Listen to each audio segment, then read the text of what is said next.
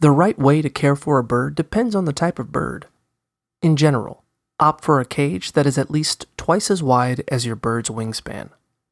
Make sure the bars are far enough apart so that your bird can't squeeze its head between them, but not so close that its talons get stuck.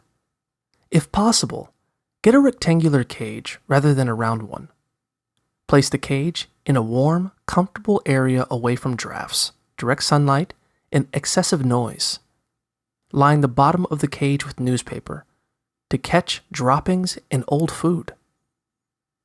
Make sure your bird always has access to fresh water and food, and research your bird's dietary needs so you know what to feed it.